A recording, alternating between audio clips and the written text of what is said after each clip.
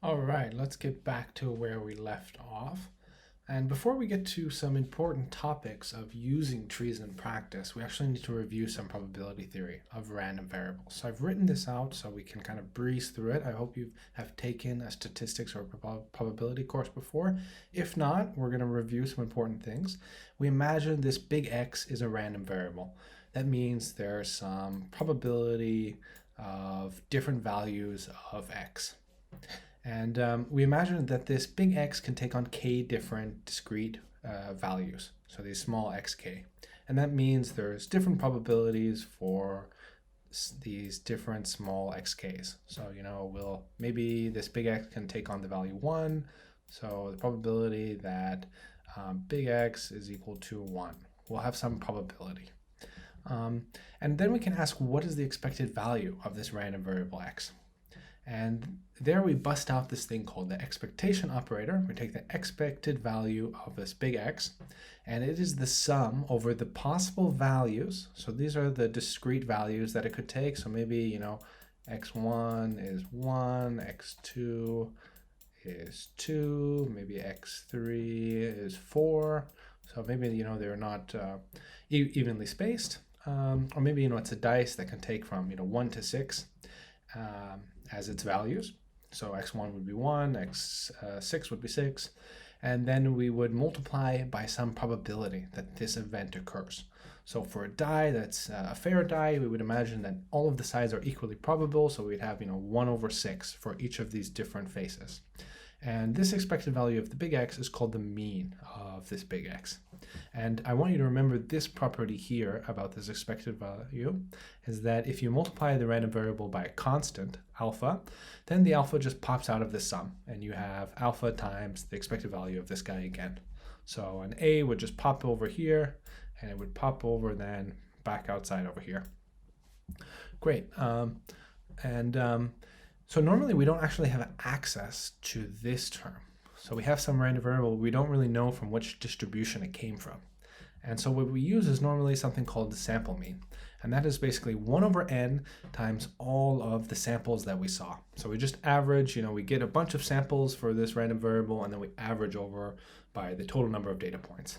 And we know from statistics, this weak law of large numbers proves that this the sample mean, this x bar of n, approaches the true mean as we have infinite number of data points.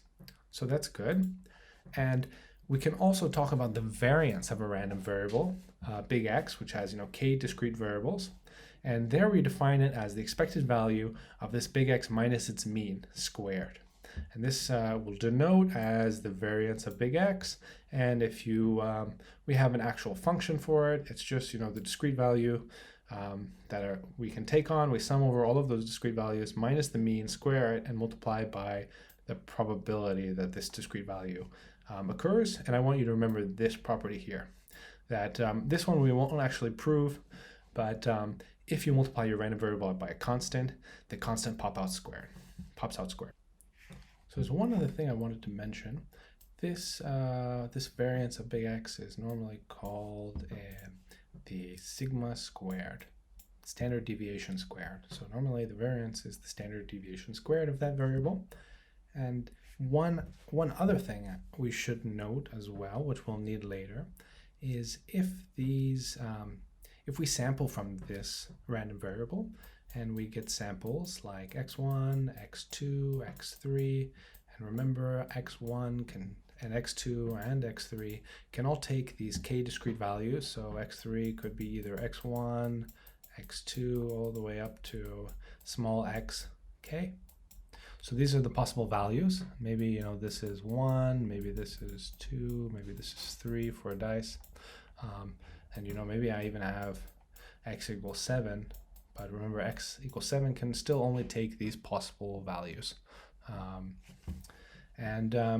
If these points that we get, so imagine we're rolling a dice, and these are what we see when we roll the dice. Maybe this is 1, maybe this is 2, maybe this value is 3, maybe this is 6. And we keep doing that to get a lot of data points here.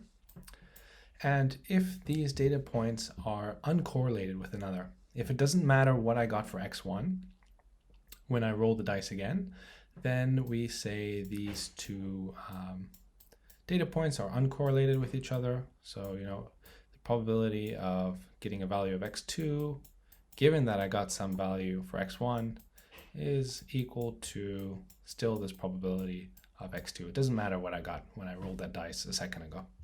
So this means they are uncorrelated, these values. And we can also say that means they're independent from one another. Independent. Normally we use this sign here. We say, x2 is independent from x1. And we also made some other assumption here that they're coming from the same distribution, so that they're identically distributed. Distributed. And that means x1 and x2 all the way to x7 all have the same underlying distribution, that they'll take on some of these values. The probability that x2 is a 6 on the dice is the same as, when probability of x1 equals to 6. So the probability of getting a 6 on my first roll is the same as getting a probability of 6 on my second roll. So this means they're identically distributed. And if variables that we sample here are independent and they're identically distributed, then we say they are IID, independent and identically distributed. And there's one other property that we should know that we'll use based on this IID principle. And we won't prove it here, but the variance of a sum of values here. So imagine we do this dice many, many times, and we ask, what's the variance of the sum? Well, it's equal to the sum, or I, of the variance here of xi. So we will use that later, keep it in mind. Before we use these variance properties, we need to figure out why we want to use them. And the reason is that trees are prone to overfitting. So if we build a decision tree, that decision tree is often likely to overfit the data that we have. So imagine, we come up with some data by running our apparatus on different materials, and we have this, nice parabola, it looks like here, but we have this really a rude data point that shows up here, and it's a very unlikely outlier. So the probability that we get this point is very low. Imagine we sample this data again, and 99 times we get this graph here. But just happened to be that type of day where the apparatus was giving this point. And what happens when we build a tree? Well, the tree will split the data, maybe look like something like this. If we let it do as many splits as it wants to do, it will go ahead and fit this data point exactly, because it's trying to minimize the mean squared error of our training data. And to minimize the mean squared error of our training data, it's going to try and hit every single data point exactly. And so this is good if we have a ton of data, but if our data, we have a few data points for each x value, or if we only have one data point for each x value, we might end up to this situation where we fit this outlier and end up with this very weird shaped graph. If we had done this 99 other times and trained a tree model here, then we would have ended up with something that, fits this parabola shape a lot better. We get kind of a discrete parabola, piecewise constant shape that, as long as these steps get smaller and smaller, approximates this parabola perfectly. And the same thing can happen with a linear model here. Imagine, we have some underlying maybe linear fit, but if we have one outlier here, our tree will try and fit this data point perfectly. And around here, this region, we won't have a very good fit using our tree. So this brings us to what we want to talk about, which is really how do we kind of quantify what the variance is of our decision tree. And we need to recall, what is our process to train our tree model? Well, we get n data points. And how do we get those n data points? Well, we stick in materials here and we test the apparatus, and they give us some x values. And then we fit those x values and we try and fit what the true target is with our training data. So we get those n data points and then we train the tree. And we can let each tree here, if we do this process maybe n big N times, so we get n data points n times, we can say each tree that we train will be h of small n based on this x data that we got. And this x data, again, is different for each tree. So we're training on different data, and we end up with different trees each time we do this process. And we can signify this tree with a random variable, since this is a random process of getting this data. It represents this hn of xn. And we can ask, well, what is the variance of just getting one of these trees? Well, the variance of getting one of these trees depends really on how we get this data, whether there was an outlier, because as you remember, one outlier really changed the true trees. Even though we ended up with this tree only 99 times out of 100, it will make our variance a lot higher. And that means if we have high variance of a tree, then we have a good likelihood to overfit. So we actually want to have a tree with low variance. And we can write out what the variance of this tree is by saying it's the expected value of this hn of some training data x minus the average value of getting this tree. So the average value would have to be, if we did this process a million times and we tried to get different data points, build the trees on that data, and then we would report what is the average value we would get. And what would be, the average tree that we get. So this would be average tree by doing this process infinite amount of times. And then we would use that average tree to evaluate for some x data point that we feed it. And then we would compare that value with whatever tree we got by just doing this process once. We got n data points, we trained the tree on this data, and then we evaluated this data point x, compare the difference, square it, and we would ask, what is the expected value? So to improve our model, we really want to reduce the probability that it will be overfitting.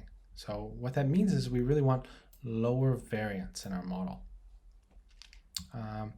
If you look here, remember we had, overfitting. That meant, when we repeated the process, sometimes we got this strange tree, and it made our variance of our model quite large. So let's imagine that we repeat this process. We get n data points, we train a tree, and what about if we, average 100 trees? What if we do this for 100 trees, and we imagine they're all built on IID data? So, we get data points, and it doesn't matter which data points were sent in first or second, and we get truly a new data set. So we could call those data sets, big D1, big D2, big D3. So we train all of these n trees on different data sets that are IID. And now what if we average those trees? What if we average them to get a result? So what if we said, let's take this average where we sum, and then we also need to divide as well, We say, our estimate is this tree that we trained on dataset 1, and now we're going to evaluate it at x, plus this tree that we trained with dataset 2, we're going to evaluate it at this x, plus all the way h of n, which might be 100, that we trained with another data set, and we're going to evaluate at x, and we divide 1 over n. So this is an average result. So that would really look like taking one of these and 99 of these and averaging them. And if you did that, the result would maybe be slightly higher than it was before. So maybe the only thing that moved was this moved slightly higher when you averaged it. But otherwise it would look still a lot like this, which is the tree we actually want, even if there was an outlier in the training data. So that would be great. That would solve a lot of our issues for overfitting. So let's dig into this a little bit using some of our probability theory that we've learned.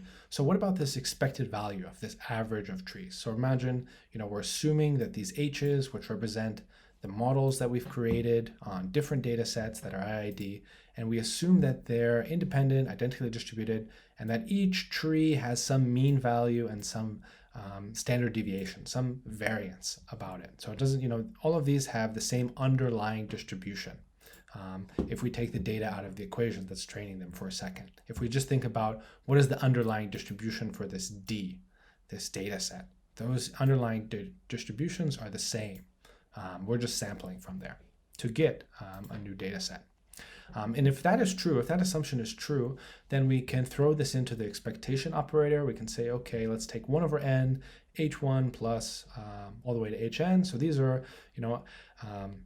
values of our tree, and we're averaging those values, and we're asking what is the expected value of this? Well, if you remember, we can take our constant out of here. So we'll pop this out. And since these variables are independent, the expectation value of the sum of independent variables is equal to the expectation value of each one plus each one. So now we have expectation value of h1 plus expectation value of h2 all the way to plus expectation value of h of n. So that's great. We know what these expectation values are. They are this mu, since we're assuming that they're coming from some distribution that is IID, and that gives us some mu for these h's. Great, so we can say 1 over n, and we have n terms here, big N terms. So 1 over n times mu for each one of these, n times. So 1 over n times mu times n, and this means our expectation value is mu. So this didn't change when we average, so that's good. And now what about our variance? Well, we can do the same process. We'll say, what is the variance? Do our variance operator, 1 over n, and now we have, again, this sum of trees here, h1 plus h2 all the way to hn. We can pop out this constant here, but we need to square it. If you remember that property, but we never actually proved, we just stated. And now we have the variance of this sum of the trees. And then there was another property that we talked about and we didn't prove, and I encourage you to go look at this proof. It's not complicated. And for IID variables, we can actually pop this sum to the outside here. So this is only for IID. So that's a strong assumption that we made. And that helps us a lot because we know the variance of individual HNs. It's just sigma here. Sigma squared, sorry. Sigma is standard deviation and sigma squared is the variance. So now we have 1 over n and we sum this sigma squared n times. This n cancels here and we have sigma over n. So this is great. We started off with a single tree that had mu and sigma, and now we end up with an average of n trees, and now we have mu, and our variance is now lowered by 1 over n. So this is great. Now we have a lot less probability to overfit, and we're more likely to end up with the more probable distributions, more probable trees, like this one. So how do we actually get IID datasets, D1 to DN?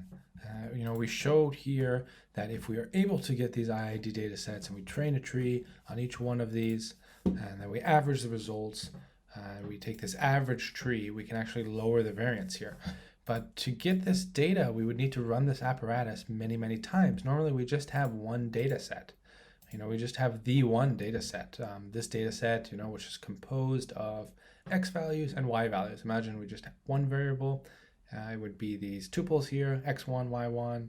That would be one data point, maybe x2, y2, all the way to xn, yn. We just have this one data set. And maybe we don't have access to this apparatus again. Maybe it was dismantled. And, we could put values here. We could say this is 1, 2, this data point, maybe this data point is 2, 3, and so on.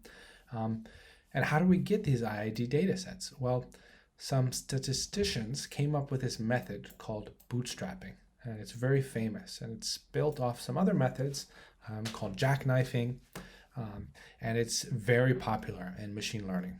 And the idea here is that we come up with new data sets, D1 prime, D2 prime, that are composed of our original data set, but we're sampling from D with replacement. So what does it mean to sample from D? It means we look at this vector and we take with equal probability one of these data points.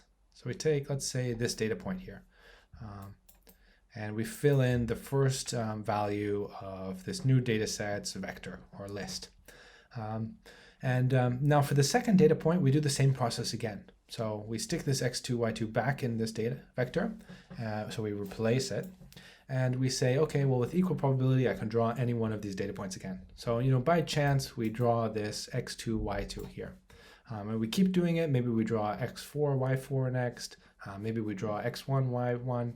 And remember, we have equal probability of sampling x1, y1 as we do x7, y7. So we could draw them all equally. And it doesn't matter what we've drawn beforehand when we draw this next point. And we fill up a data set of the same length as the original data set.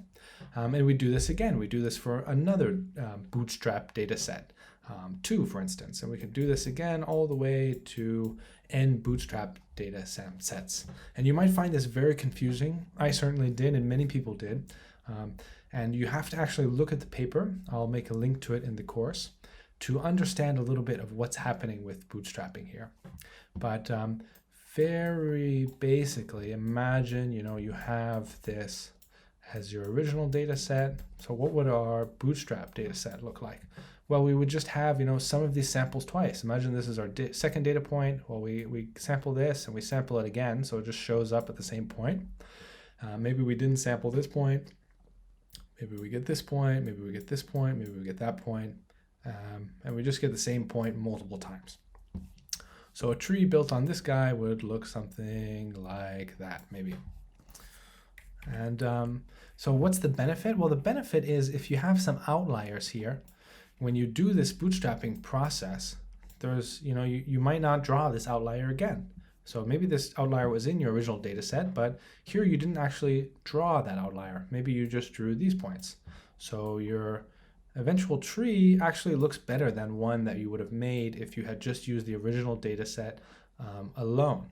So here what we're going to do is we're going to take all of these different bootstrap data sets and we're going to train a tree on them. So this is the tree trained on this bootstrap data set, and maybe we get another bootstrap sample and we train on that.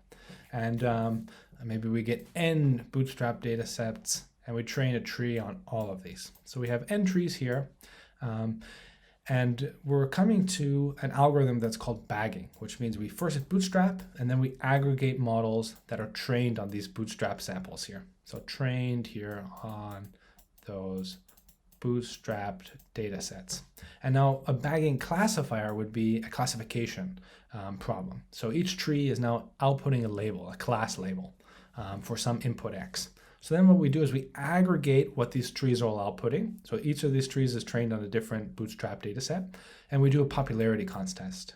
We say which label was voted the most. So maybe label k equals 1 was voted the most, and that will be our estimate for y, for this data point, for x.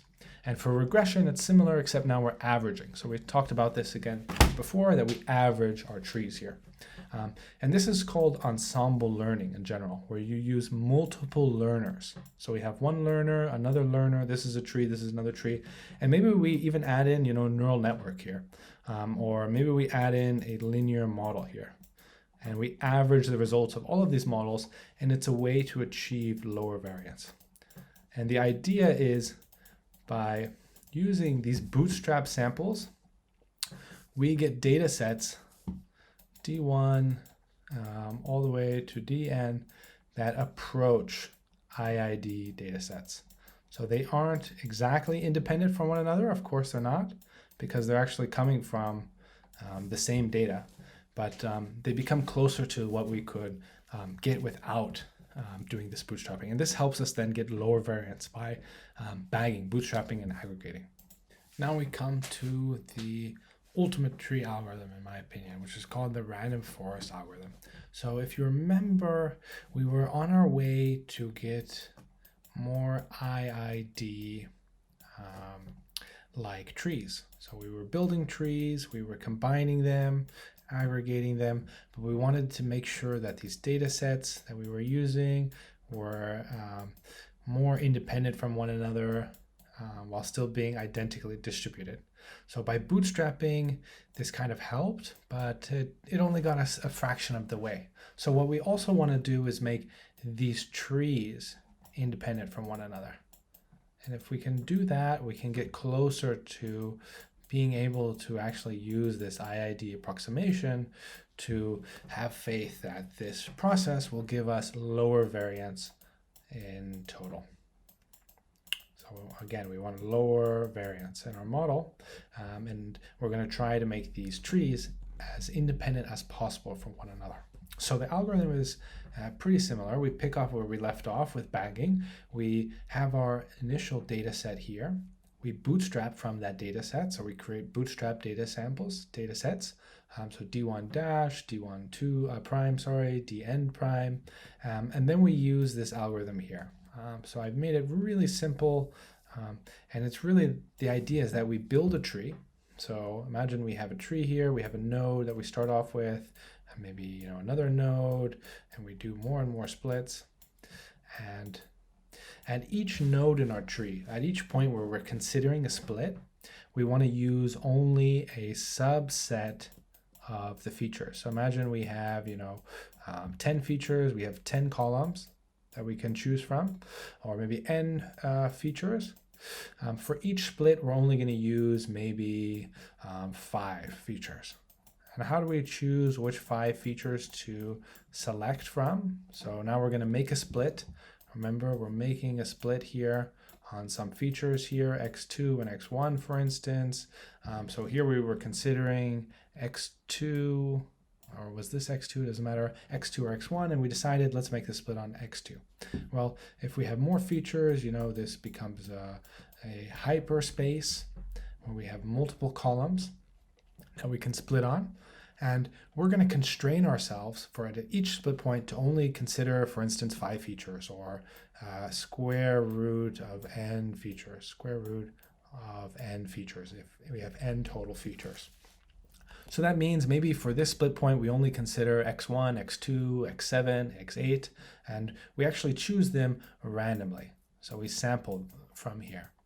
And here we don't replace, because obviously we want 5 unique features to choose from, or a square root of n unique features. And for this split point, then we get a new set of square root of n unique features. So maybe this would be, we could consider x1, x2, x7, and we could come up with a split point that would be x7 is equal to some constant. Or up here, down here, we have another split point, for instance. We come up with another square root of n features. Maybe here we're considering x1, x3, and x8. And maybe we split on x3 is equal to some constant. And this helps make our trees more independent. So, for another tree that we build, the subset of features that we're allowed to split on will be different. So this root node will have a different subset of features. This, might be x6, x5 that it can choose from. So it will make different splits than this tree. And so we'll do this n times. We'll have n bootstrap data samples, and then we'll build trees where at each split point we only consider a random subsample of features, and we end up with trees that don't look very similar to one another. And that helps us, because sometimes when we have these bootstrap samples and we train trees on them, the trees actually look very similar. So we want to make them more independent to get closer to this IID approximation, and then we aggregate them, and either we do an averaging and regression or some popularity contest, and we end up with our output prediction here. So that sums it up for random forests. Thank you guys so much for listening to the lecture, and if there's any questions, now is a great time to ask them.